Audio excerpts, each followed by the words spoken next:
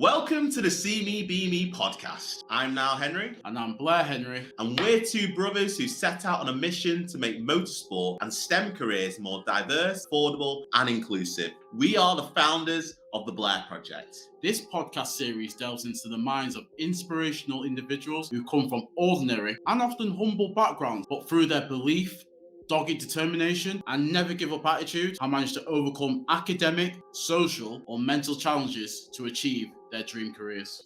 Our guests will share their life lessons that you too can apply to your own. We hope their stories will inspire you to go further, aim higher, and accept nothing less than you deserve. Your ambition, your purpose is all within, and we're here to help you unlock it. The planet of possibilities are endless. You know who made it.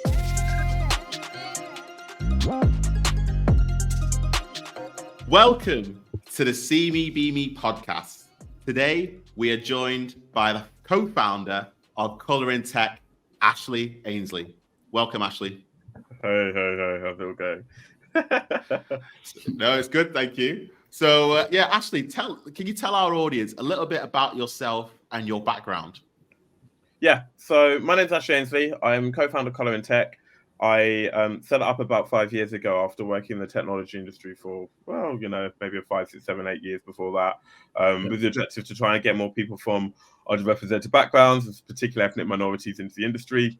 Why? Because we're traditionally underrepresented and no one was doing anything of particular note about it when we started it.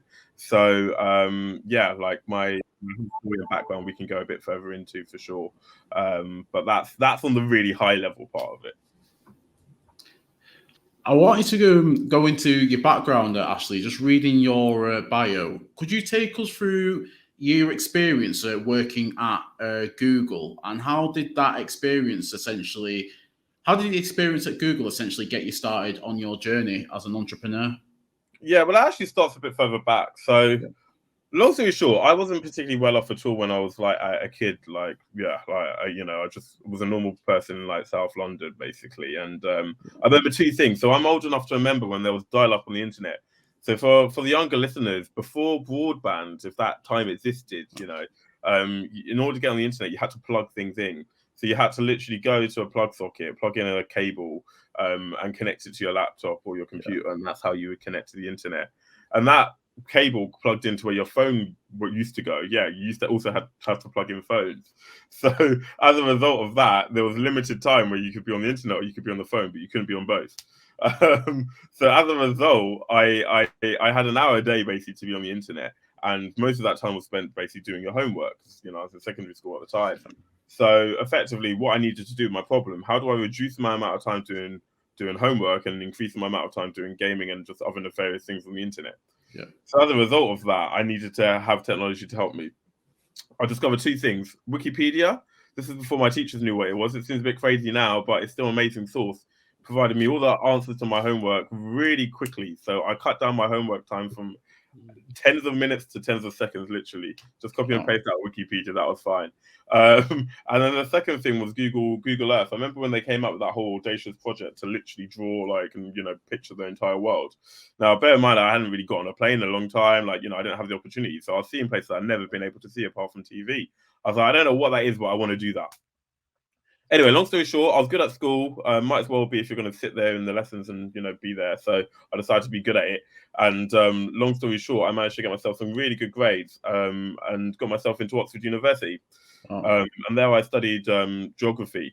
But I was always interested in geography and this technology thing, which I kind of knew. It was always bubbling there. So I ended up doing my dissertation on effectively Google Maps, how we can use mapping technology to understand the world better, to solve some of the problems that we had in terms of understanding the world around us. So whether it's pollution, traffic, I looked at transport delays in particular. That was my dissertation. Yeah. If people have used the app the app City Mapper, that's what my dissertation was, basically saying that we needed stuff like that. And then lo and behold, because I went to Oxford, I got massive privilege, and that was stuff that I never had access to as just a normal black kid in London. It wasn't. I was like, what? So I went from one of the most diverse places in the world, really, Lewisham, to one of the least in 60 miles, and it's like, whoa, what is that? and I had doors open to me that otherwise I wouldn't have had. And one of them, I found out that Google were doing internships in London. I didn't know that Google even had an office in London. I didn't know they were present in London. Why would I know? So long story short, I got introduced to someone at Google and was talking to them about my applications. His name called Oliver. He still works there. He's an amazing guy. And they asked you about what your favorite Google product was in your application. And it's like, well, guess what mine was? Google Earth, innit? And I can talk about that really well. So I wrote about that, had an interview. Long story short, knew more about Google Earth and Google Maps than the people interviewing me. So they gave me a job. So yeah, I ended up there. But I love the time at Google. I've got a lot of affection for that brand and that company. But when I got there, it felt more like Oxford than Lewisham. And I was like, what's up with that? Everyone uses your products, everyone knows who you are. Like, why is it that I have my friends and people asking me as an intern to get a job there or to work there, or like what it's like why me, just some kid that managed to get myself into Oxford? So I was like, we need to do something about that. And that was kind of the idea that's in my head. I left Google, I went to a startup afterwards. That was an amazing time, but again, Startup Land was less diverse than Google. So I had Oxford, I had Google, I had Startup, and it was like less diverse than all of Lewisham. I was like, what's going on? Anyone can set up a business. I was selling cookies in the playground at 12. Like, do you get what I'm saying? Like, what was the problem? So as a result of all of that, I was just like, okay, we need to do something about it. So I met my co-founder, a guy called Dion, who was doing some investing at the time, was looking at kind of, a few bits and bobs, and we just ended up chatting about the startup I was working at and, just tech in general. He's another black guy in tech, and we're like, why don't we see many people like us? You've got to stop and say hello to the person if you see them, because might not see another one for another week. So like that's kind of like what happened there. And then we got to that point where we were chatting, and then De Montfort University in Leicester, they reached out to us. They were like, please help get some of our students into tech. We're like, we'll call in some favors, see if we can help. Basically flew these students out to Silicon Valley. We took them to Google HQ, we took them to Weebly, which is a website building company. We took them to like loads of companies. And we're like, let's try and help them get jobs. But the problem was they couldn't do it. They didn't know how to do that. They weren't great at networking. They don't have the same access to, I suppose, knowing how to get a recruiter to refer you to someone in London. CVs, all this stuff. So then, we came back and were like, that was really great. Can you keep helping our students? And we're like, yeah, we'd love to, but we've still got full-time jobs. Do you know what I mean? At this point, I was like 23. I was like, just started my career. Like, do you know what I mean? I ain't stopping to try and help students. I've just been one. So like, and then they're like, oh, please. And it's like, it's not like we don't want to. It's just it's time, innit? And they're like, is it about money? And it's like, no, it's time, innit? And then it was like, well, what have we paid you? And it's like, it's not about the money, it's about our time. How many times do I have to say? Like, please. And then it was like, well, look, let's maybe do a train the trainer model where we can train other people to do what we were doing. But like as a result, also kind of it meant that I didn't have to do it. My co-founder didn't have to do it ourselves. So basically they were like, okay, we'll give you a bit of cash to do that. And we're like, okay, yeah. So, but we couldn't put in our own personal accounts. We didn't want the money, and it wasn't for us. It was for the cause. So we need a business account to put it in. So we're like, well, we'll create a not-for-profit, and that's how we can therefore get the account. And then we'll put all the money in there, and that's what we called it, Colorintech. So that's where it came from. And then we hired our first person. They started to help the students. Students started to become more successful. We did more universities. But then we're like, boom, it doesn't make sense that universities are paying for this. I mean, to an extent it does. But the companies are the ones that were disproportionately benefiting it. So we need to pivot the business model. So that took a little bit of time, a bit painful at points, but we managed to pivot it to get corporates to pay us to do it, because they were hiring great people. They were getting all the benefits from some of these amazing students that were starting to work for them. And they should be paying for that work. So that's kind of what happened, and that's kind of what we do today. Is still one of the core pillars of that. So conscious I've just spoken at you for that time, but that's where it started from, and that's how we got to where we kind of started, if that makes sense. No, that's been great. It's been good to get an insight into your journey, and how the evolution of how Colorintech came to be. Now, taking it back to your childhood, obviously you said you grew up in Lewisham. For you, when you were growing up, did you have any insight of what you wanted to be obviously, you went to go and study geography at university. Did you want to be a geologist, or had you always thought about a career in It's kind tech? of an in joke as well, isn't it? Like that's what lots of people do. No, I mean, look, when I was really young, I thought I wanted to be a pilot, and then I got on a plane. I was like, this turbulence thing ain't for me. I was just like, I'm holding on here. You don't want me flying that thing. So I was like, maybe that's not that. And then, yeah, like as I said, when I was playing with Google Earth, I was like, I don't know what that is, but I want to do it. I don't know what the job was. I didn't know what it was, but that was cool. This tech thing was solving problems. This Earth thing was interesting to me. I didn't know what it was. Maybe I still don't know what it is. I kind of have a better idea, but whatever it is, I want to do that. I want to make that happen, and that was kind of the idea. So, I mean, the whole of me studying geography at university thing, like, I suppose to any young people who might be listening to this, I think it's better to be studying something you're interested and passionate about and do that well. Like, that passion will introduce you to people and opportunities in a way that, I know people have gone and studied other things and they think it's like the path to a job and they've gone into it and hated it, or, they thought it would give them like, success and riches, and it's not even led them to do certain things. Like, I think it's really important just to follow your passion. If you're going to do academia, you're going to do the university thing, do something you're going to do well in. And then, use your chance of doing well in something to be the best at what you do and meet great people in that process. And that will probably stand you in far better stead than, I could have done a law degree or accounting degree, but I never wanted to be accountant. I never wanted to be a lawyer. So why would I be doing that? So yeah, like, as I was going up, I kind of, even when I went to university, it wasn't really clear. I thought I'd go into consulting, and I kind of did eventually, just because I like problem solving. I like the variety of different stuff. But I always knew I wanted it to be in relation to technology. If we talk about STEM, like, I wasn't an engineer, I didn't do the math, but I was always good and interested in science. There's elements of science and physical geography as well. So, I was always interested in like Earth and Earth system processes and stuff. But yeah, I don't want to be taking more oil out the ground. Like, no shade to people who do that, but that wasn't my calling. So I was just like, well, yeah, like, I don't want to be, as much as I like geography, putting me on the edge of a volcano, standing up on there, like, I can do it on a holiday, but I want to be sticking out before I did it all the time. So I was just like, it's got to be the T in it. So I had to do the technology bit. And yeah, for me, I didn't really know about careers in tech, which is one of the reasons I wanted to set up what I do now, because there's so many great opportunities that I kind of stumbled across, but actually the industry can do far better job at marketing what's available to people. Yeah. And I wanted to touch on, in terms of your organisation, Colorintech, you're aiming to improve like access and awareness for ethnic minorities to enter essentially into the tech industry. But what would you say are some of the main barriers for ethnic minorities to enter, let's say, into careers within tech? Yeah, I mean, great question. The good thing is we did some research on that. I mean, there's a few things. I think there's kind of a few ways that you can look at it. So one is actually around skills.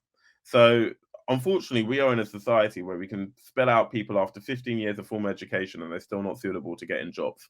And that's because, there's more than just, can you pass an exam paper? But it's like, can you network? Can you think laterally? Can you work in a team? Can you do all the other sorts of things that you need to actually do in a business? And actually, we don't really teach that. And, if people don't have exposure to that, it's no surprise that they might not be that great at that. And those are some of the skills that we as an employers want.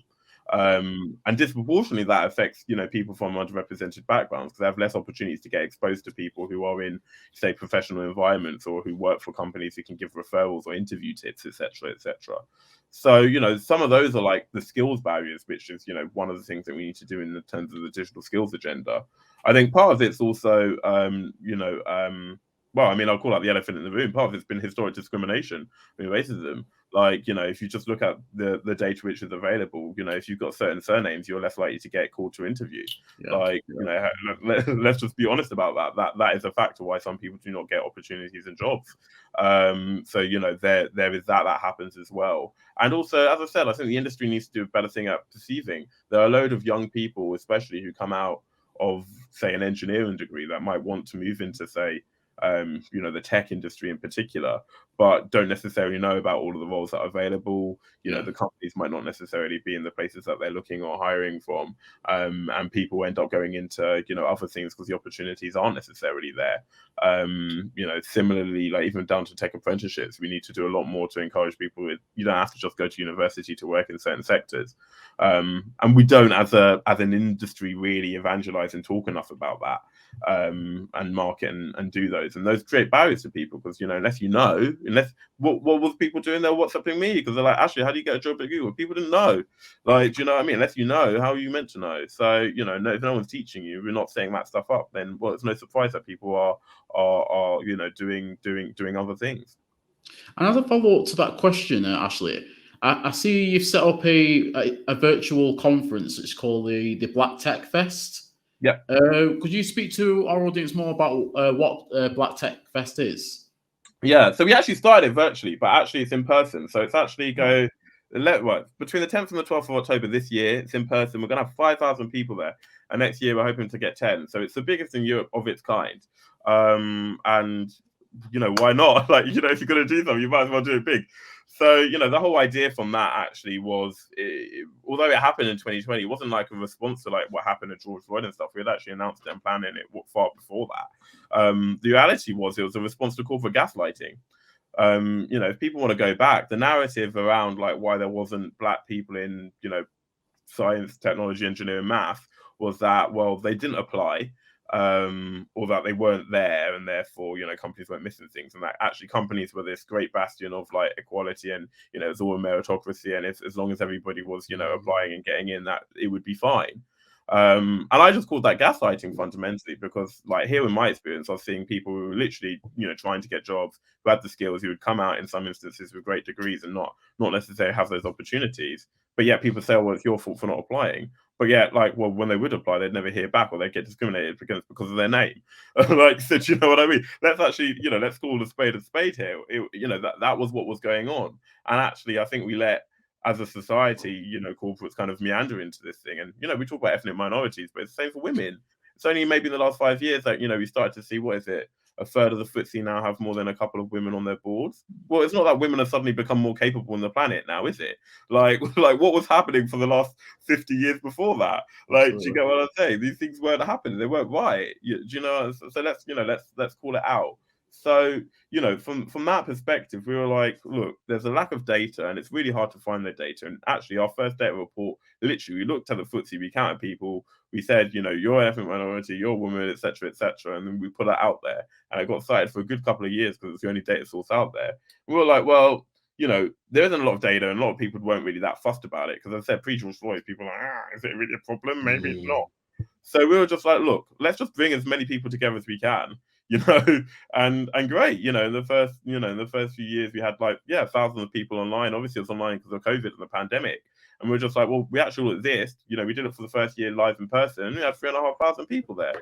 It wasn't that we don't exist in the industry. It's just that people never really took notice. And actually, there's loads more people who want to get in who are there to find out. So for us, we're in London, global city. There's millions of people here. Why not? Absolutely. So, Ashleigh, in terms of your viewpoints, do you think, in terms of equality, diversity, and inclusion, do you think corporates are doing enough to embed EDI within their workforce and are doing enough to employ more people from diverse backgrounds?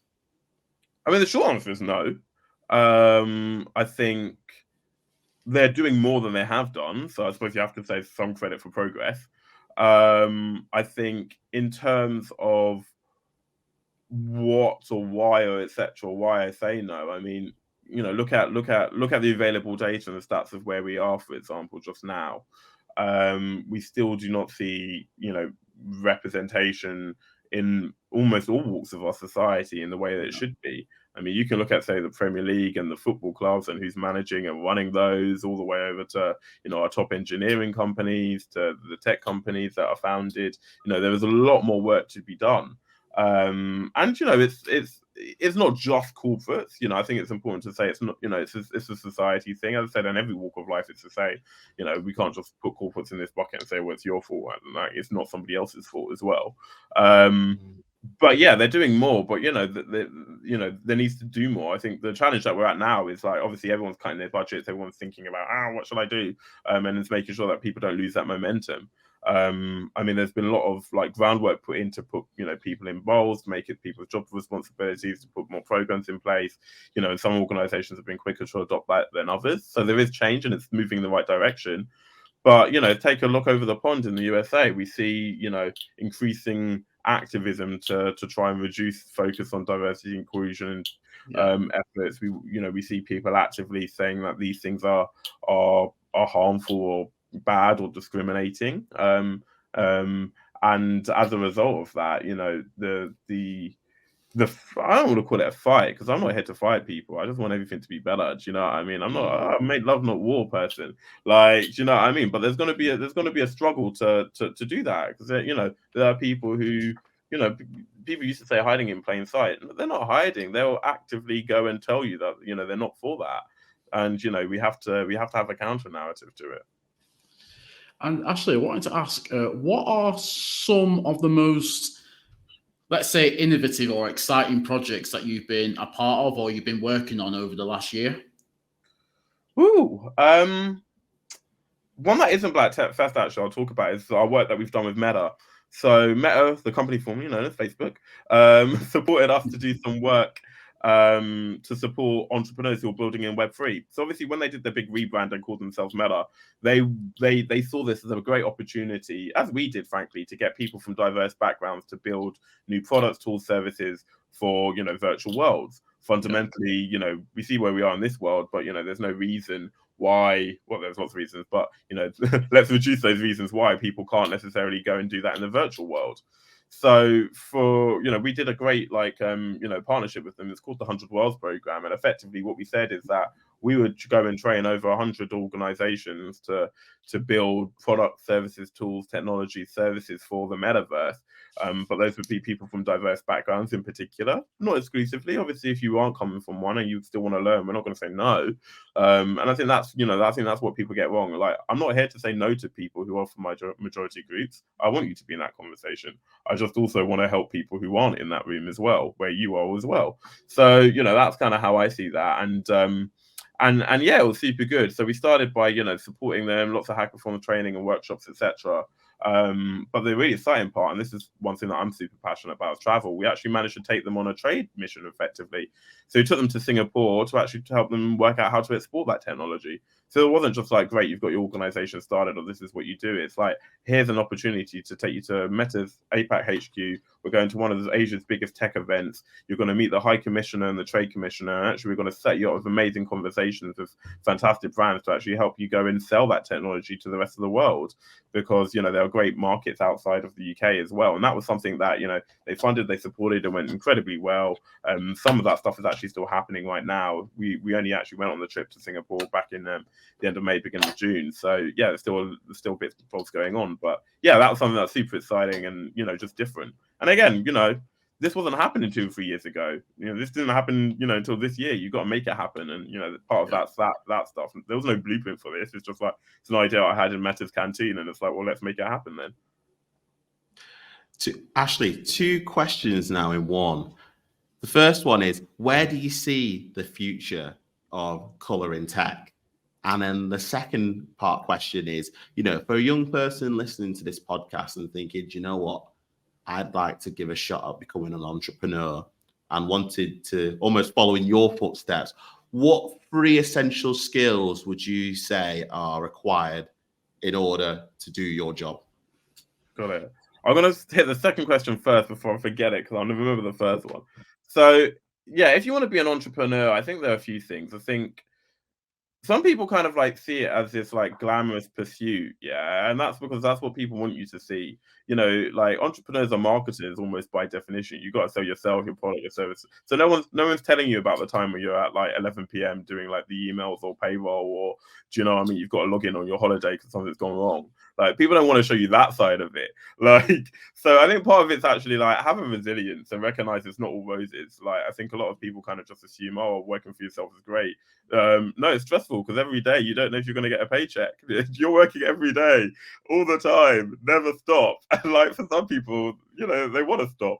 Do you know what I mean? So like, don't think that it's all roses and have resilience. So I think that's the first thing. Like, have the fortitude to know that you're gonna have like some of that time. And that's not to say, oh, I don't have resilience if I work for somebody. It's just to be honest with yourself about what you're willing to put up with.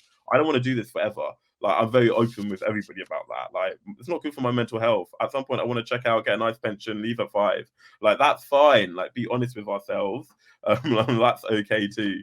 Like, the world's full of different amazing people and stuff like that. I think the second thing is to really focus on networking. Like, networking, there are going to be so many stories in the journey, and I've got some as well that have been opened up, doors that open because you've met the right people, the right spaces, you've gone to the right things, like, to an extent, that's how I do business development. I meet great people and eventually we might end up working together. And sometimes those relationships might take years,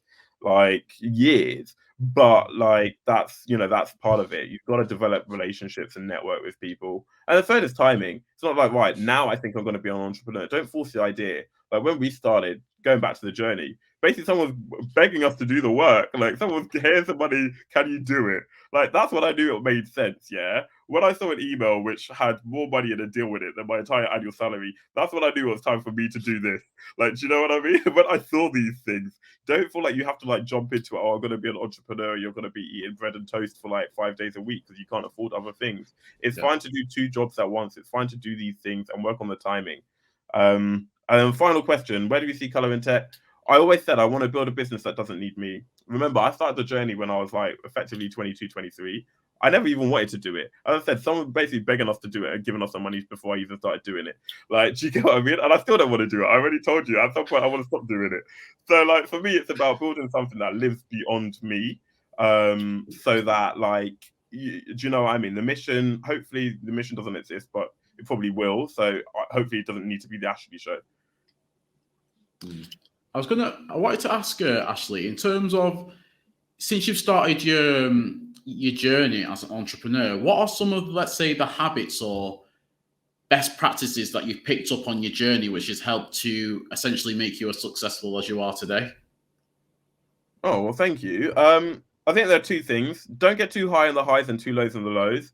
Every day is a bit of a roller coaster, and if you get so swept up in the highs and so swept down the lows, it's too much emotional roller coaster load for you. It affects your mood, your relationships. I've lost relationships because of my work. I've had to learn the hard way. So like, don't get too highs in the highs. When things are going well, that's good. Don't get too lows in the lows. There will be a brighter day tomorrow, and just remember that. And the other thing is create space. One of the reasons I travel a lot, and I travel a lot, I've done 63 countries. Like, I do a lot. And those are individual ones, let alone the ones I keep going back to. So I force myself to have a break. And like, maybe it's healthy, maybe it's not, but like, maybe it's running away. Who knows? Like, psychologists tell me. But the idea is that I have to change my environment. I have to change my setting. I have to change my priorities to give myself a mental opportunity to stop. Because otherwise I'm go, go, go. And as I said, as an entrepreneur, you're never off. You're never off. You want to be, you're never off. So to try and, if I'm in Fiji, if I'm in Hawaii, literally 11 time zones away, I'm as off as I can be because I can't be on because no one else is awake at the same time as me. So like, that's part of my strategy as well. Get away, give yourself an opportunity to do something else and reprioritize. Now, Ashleigh, final question before we move on to the bonus. Yeah, you've achieved a lot. How we met was through BBC Radio 1 Extra's Future Figures last year. And shout out you. So I was featured on the 2021, which was during COVID, and we didn't get to all meet until you were featured in the following year, 2022, and we all met in London. But you've been an advisor to government. You've been featured in Forbes 30 Under 30, the Financial Times. You've been a strategic advisor. The question I'm trying to get at is, what's been your proudest achievement so far? Ooh, that's a really hard one, to be honest. And this kind of thing, I said, don't get too highs and lows. Like, we're still here. Like, this was never the plan. And like, look, it's quite funny, but like, I left my full-time job and then 3 weeks, two weeks later, the whole global pandemic happened. Yeah, a lot of businesses didn't make it through that moment. Like, we've had like this 2023 year, which some people have been cutting, the first recession in the modern day tech industry. We're still here. We've had a pandemic. We weren't able to do in-person events for 2 years. I partly run an events business, And yeah, I managed to scale it. We're still here. We're still thriving. We're still doing things. We're going bigger than we've ever done. Like for me, like like the fact that we're still doing what we're doing today is like that because there's been a lot of challenges. Like that lockdown period is tough to run a business. Tough. No, it was incredibly tough. I've spoke about it on the podcast before. How for a lot of businesses it was the worst thing to happen, COVID, but it helped grow our business. It allowed us to think about and go in explore different opportunities, which we never would have gone down the route had COVID never existed, which is interesting. But Ashleigh, what we're going to do, because we're running out of time, we're going to go straight into the bonus parts of the podcast with the questions. And like I say to all guests, it's 3 questions. They're all fun. But the first one, I do kind of judge all my guests on, and whether the remaining 2 questions get asked is completely based on the answer you give me on the first one. So, first one, Ashleigh, and here we go. Drum roll. Oh. Does pineapple belong on a pizza? Yes. That might be the end. This is the end. We're done. We're about to wrap up now, folks. Thank you very much. No, I'm joking. Why, Ashleigh? In your chest. Look, pineapple is a great fruit for multiple reasons. And one is it tastes good on pizza. It's sweet. It works with ham. And honestly, like when I was in Hawaii and I had a Hawaiian, tell me I'm wrong. I've been to Hawaii. I didn't see anyone having a Hawaiian pizza. You're doing it wrong. That's why. No, and you know what? You eat the pizza first, the margarita with a bit of ham, whatever, and then you eat the pineapple after for digestion. Not on the pizza. Come on, bro. I think you're only the 3rd guest who said that they've had pineapple on pizza. You're the 3rd guest to say that. Everyone else has been good. Oh, gosh, disappointing. What can I say? Second question, Ash. Okay, if you could throw a dinner party tomorrow and you could invite 4 guests, dead or alive, who would you invite? Oh, you can't throw the dead people there. That's a whole load of So this is how you know I'm entrepreneur. I'd want to meet Satya Nadella, Sam Altman, and Eric Schmidt, I reckon. Schmidt's got a bit of time on his hands now. He's out of Google, but still got a lot of money in his pocket. Satya and Sam are doing some interesting things. So I'd like to find out. And, OpenAI are probably one of the most out there from a marketing point of view. So I can see it as a partnership. So, sorry, I'm working on BD here. Like, conversations. Yeah, I'm interested in money. I just so our guests are aware, Eric Schmidt, Google, Satya Nadella is Microsoft. Yeah, and the third Sam Altman's CEO of OpenAI, so the people make ChatGPT. Eric, and you've got one more. You've got one more. I'm there. You're already there. You got 4 guests. Okay, let's invite Elon for the lols. It'll be funny. We come up with a new business, me and him, I reckon. Now, I did have one question. My final question was to do with travel, but you've traveled to a heck of a lot of places. So I want to kind of switch it up now and say, you did say you don't want to be being an entrepreneur or doing Colorintech for much longer. What would you want to be doing if you weren't doing Colorintech? Or what's the next goal for you after you retire and set off into the sunset? So I don't mind doing it for a while, but when you say longer, at some point I was a kid, all this other stuff. You know what I mean? Life happens, innit? I always say, and I was chatting to like one of my old former colleagues at Google, and I call it like the Ned life. When you're like, these non-executive directors, they get paid a bit to turn up for 2 days a week, read a few stuff, and like, just it's a portfolio career. I kind of feel like there's lots of advisory stuff that I like to help people with. And it might not necessarily get my hands into like one stable project. It goes back to the consulting, it makes sense. I was always interested in problem solving. It's always kind of pulls together. But like, yeah, if I can be like on, you know, a few boards and just, you know, help different people out with different problems and use my own network to help other people, then I think that that's the sort of thing I'd like to do. I think you can also do that remotely. As I said, the beach, you know, like I like to get away, start to see in sand, you know. But yeah, like I think before I get to that point, I think I've got another project in me. I don't think it'd be a startup. I think like I'd probably like to work on the other end of it. I've seen big like consultancy, small consultancy, big tech, small tech. I think I'd like to run something at scale. And when I say scale, like hitting like tens of millions of users minimum. Like I think I'd like to really do something like that, just to have a different kind of breadth to the work that I do, just to, you know, see if I can scratch that itch a bit. Excellent. Well, yeah, we're gonna have to stay posted on your journey and see where it all follow goes. me. I'm on LinkedIn, you know. Well, that was going to be the next thing. Say, you know what? This is your time now. Plug yourself. Where can people go follow you, Ashleigh? Yeah, so as I said, I never wanted to be the Ashleigh Show. So for the companies, I literally set them up to stop people WhatsApping me. Yeah, that was literally what I did. So after you had to get the job, go to colorintech.org instead. Yeah, so that's what you could do. Go there. Obviously, all of the socials, Colorintech. You can find us everywhere apart from X, which we're Colorintech.org. Because you didn't get the name quick enough. And then yeah, there's yeah, you know, all of that. Find me on LinkedIn as well. Or you know, I've got a website. Just Google my name, you'll find me. Excellent. And then before we completely wrap up, is there any last message that you'd like to tell the audience? Yeah, you know, follow your passions. Like, yeah, follow them, and you know, things. Network widely, be interesting and interested, and you know, things will take you far. You know, connect with me. I can't always get back as straight away, but you know, I will try. And yeah, you know, if there's any way we can collaborate, reach out. Awesome. Excellent.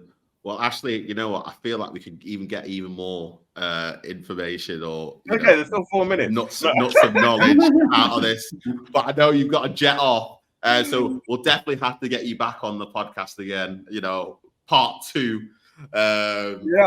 Just travel agents. That's one thing I didn't do. I was born in the wrong generation. If I was born in like the 60s, I could have had a good career as a travel agent, because I love that stuff. You know what I mean? I can plan it better than OpenAI, but there we go.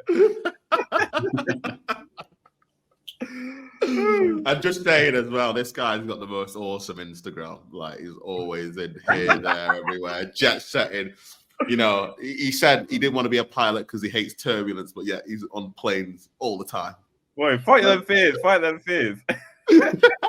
Well, when we interview you next, you might be an interview on the beach. You never know. Honestly, it would have happened if I know. Like, you get the same internet connection. That's one thing I've done. I've done calls everywhere. Like, I've closed the deal at midnight at a beach in Fiji. It's possible, people.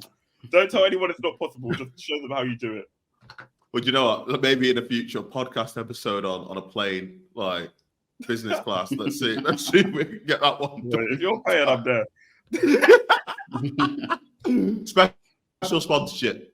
But Ash, thank you so much for being a guest on the CBBB podcast, and we'll keep updated with your journey. Yeah, shout out to you guys. Thanks so much for having me, giving me the platform, and persisting with my admin to get here. So thank you. Blessed, man. Take it easy. Cheers. Bye-bye. Blair, Nile, Ashleigh Ainsley, what did you think about today's guest? Well, actually, it's similar to experiences to a lot of our guests in the past. He's similar to us. He's in the field of technology and trying to provide a pathway for Black people to basically get involved in the tech industry. But similar to ourselves, there's been so many barriers within tech for Black people to get involved. It's like, as you were saying, you don't see many like Black people doing tech, but it's not normally an area that Black people are encouraged to go into. And it's just good to see a trailblazer out there who's basically just trying to use his platform to make a difference for ethnic minorities to pursue a career. And then also just on that front as well, my other takeaway from it, Ashleigh, is that he stressed the importance of networking. Okay. And the importance of networking, putting yourself out there and just, linking up with whether it's like organizations or different like business partners, and you never know like what opportunities might arise from just putting yourself out there and marketing yourself and showing yourself to these different organizations. What about yourself now? Yeah, I think it was great to have Ashleigh on, and especially to explain his story and his background, because it's not often you see people of color being highlighted and who've done such amazing things, whether it's been strategic advisors to government or working in partnership with big corporates. He's had a tremendous career, starting out working at Google, has worked with Meta before, and is now running his own company. And especially for young people of color, especially from Black backgrounds, a lot of our quite successful people tend to come from either sports or entertainment backgrounds. And it's basically highlighting that, say, you don't have to be in those fields. You can be involved, whether it's tech, engineering. And Ashleigh is a perfect example of a kid who came from a working class background in Lewisham, South London, and was quite academic, studied hard, did really well at school, and was given an opportunity to go to Oxford University. I suppose, I don't think we covered it I don't know if you covered it a lot in that podcast, but I imagine at Oxford University, there wasn't too many people of colour there. And, you're having to stand out. I think somewhere I read about his bio that it was, he was one of 32 and the only one from a Caribbean background to have gone to his remit of his college within Oxford University. So, having excelled at that, he, pathways of opportunities have opened up, and now he's helping other young Black kids get opportunities within the tech field. Well, I thought it was also just inspiring. It's just, even after finishing Oxford, he started telling us about how he was getting started working at Google. Yeah. And how there wasn't much, let's say, diversity in the workplace. I believe it's just him and maybe a couple of others. But how that didn't essentially stop him from wanting to, go out there and pursue his goals. And that lack of essentially diversity in the workplace is almost like his drive. Some people would be like put off just not seeing like others that look like yourself in the workplace, but Ashleigh basically used that experience that he went through on his journey, starting out as an entrepreneur, to set up his own business. And it's really good to see trailblazers like that going out there in the industry and making a difference to the wider community. Yeah, well, I think, part of what he said, it's true with a lot of entrepreneurs, you definitely have to be resilient. Yeah. You have to just keep going. You are working, 7 days a week, probably 12, 14-hour days. You're even working at midnight, sending emails, and, you're doing all that because, one, you're trying to grow your business, but you want to be a success. You want to be able to have the life that you want to live. Not to say that you can't have that being an employee, but yeah, if you're wanting to, I don't know, for me, value freedom, sometimes, being your own boss, it gives you the freedom to make decisions and live the life that you want to live. So he said resilience, you have to be honest with yourself. Yeah. So Ashleigh says, yeah, he started in Colorintech. He knows it's not something he wants to do for the rest of his life. He says he's got an exit plan on the way, and there's other stuff that he wants to be doing, like being a consultant, being an NED. And then the third one, which ties into that, is all about timing, when to make the right decisions. And in terms of, business deals, sometimes you think, oh, why didn't that business deal happen? But fast forward 2 years, that same deal might go ahead, or for a bigger substantial sum of money might go ahead in 2 years. So it's not being afraid to get those knockbacks, but to say, you have a conversation with somebody at this point, it could blossom into something else down the line. So I thought that resonated with our journey so far. I think the exact quote he used was resilience, not roses. I'll always remember that. Resilience, not roses. Is that what he said? Yeah, that's for the entrepreneur's journey. It's not all the glitz and glamour. Yeah, resilience, not roses. It definitely is not all the glitz and glamour. There are high points and there are low points. And especially during the low points, it's that time where you're like, oh gosh, should I just give up now? But you know what? It's making sure to say, you know what? give up. Let's keep going. We'll pick ourselves up and we'll run with it. And then that's when, you know, you learn from your mistakes, and that builds you and builds you into, gives you the strength to become a better entrepreneur and navigate the field. So yeah, great overall episode. If you've enjoyed it, you know, make sure to go and follow Ashleigh on the social media platforms, and you go onto his website that he mentioned in the podcast. But also, if you enjoyed this episode, make sure to like, comment, and subscribe. The Blair Project is on LinkedIn, Facebook, and YouTube at The Blair Project. And we're also on Get Me Motoring, TikTok. Sorry, no, not Get Me Motoring. We are on TikTok, Instagram, and what's the third one, Blair? Twitter. Yeah. Thank God someone else is here. At Get Me Motoring. So yeah, make sure to follow us on there too. We've hoped you've enjoyed it. Stay tuned for another exciting episode. And for now, peace out. Peace out, guys. Thank you. If you've liked today's episode, make sure to like, comment, and subscribe. The Blair Project is on all major social media platforms, including Facebook and LinkedIn and YouTube at The Blair Project. We're also on Instagram, Twitter, and TikTok. Yes, we are on TikTok at Get Me Motoring. If you'd like to follow myself individually, I am on Instagram at Nile Henry and also LinkedIn at Nile Henry as well. And if you want to follow myself, I'm on Instagram as BlairHenry_97 and also on LinkedIn as just Blair Henry. So we look forward to having you on the next episode. So stay tuned. Take care. Until next time.